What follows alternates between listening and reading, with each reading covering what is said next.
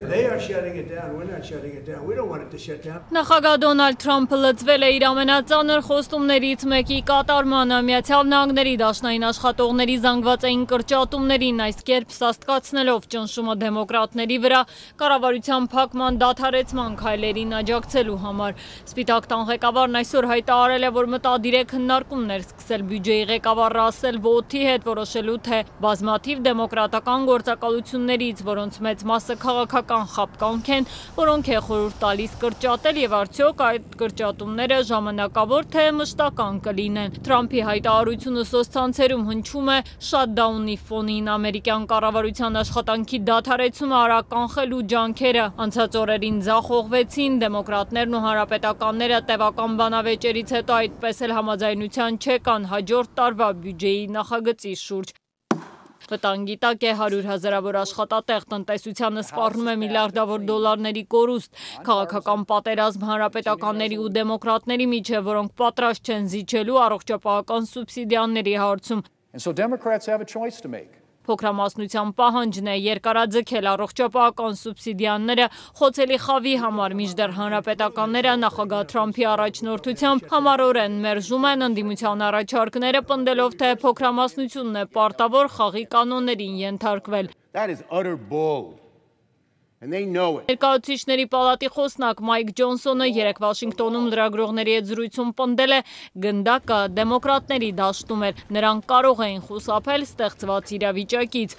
Դեմոկրատները կարող էին մեզ հետ համագործակցել երկուսակցական հիմունքներով այս ավելորդ եւ շատ վնասակար փակումը կանխելու համար։ Հակառակ ճամբարից ներկայացուցիչների պալատի դեմոկրատական խմբակցության ղեկավար Փիտ Ագիլարն իր հերթին հանրապետականներին է մեղադրում շատդաունի համար մի ժամանակահատվածում, երբ ամերիկացիները իր խոսքերով բախվում են հասանելիության, առողջապահության կրկնակի ճգնաժամի։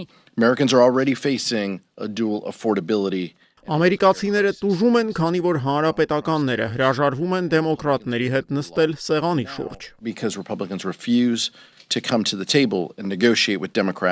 Փոխնախագահ Ջեյ Դի Վենսը, որը կենտրոնական դերակատարում ունի ներքաղաքական այս բախումներում, երեկ զգուշացրեց կառավարության գործունեության դադարը ստիպում է էլ ավելի կոշտ միջոցներ ձեռնարկել։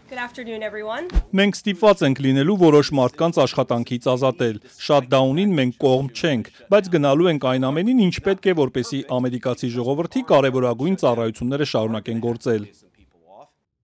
Շուրջ 750,000 դաշնային աշխատակից ըստ ամենայնի հարկադիր արձակուրդի կուղարկվի։ Առաջնային ծառայությունների աշխատողները, ինչպիսիք են զինվորականները, իրավապահները հնարավոր է աշխատեն առանց վարձատրության։ Ավիադիսպետչերների ազգային ասոցիացիան արդեն ահազանգել է օդային անվտանգության ոլորտում ստեղծվող խնդիրների մասին, ավելի քան 2300 ներկայացուցիչ տուն է ուղարկվել։ Այս ճգնաժամը հավանաբար էլ ավելի կսրվի, երբ նախագահ Թրամփը իրագործի իր ծայրահեղ աջակողմյան խոստումները մեկը կառավարական գերատեսչությունների փակումը, որը ենթադրում է զանգվածային կրճատումներ։ Թրամփի թիմը չի թաքցնում ցավոտ որոշումներ ունեն դեմոկրատական նահանգների համար, որոնցում արդեն մի շարք ներդրումային ծրագրեր են սառեցվել, ընդհանուր 26 միլիարդ դոլար արժողությամբ։ Էներգետիկայի նախարարությունը հայտարարել է մաքուր էներգիայի նախագծերից հրաժարվելու որոշման մասին։ Տրանսպորտի նախարարությունն իր հերթին սառեցրել է Նյու Յորքում խոշոր ենթակառուցվածքային նախագծերի համար ծրագրված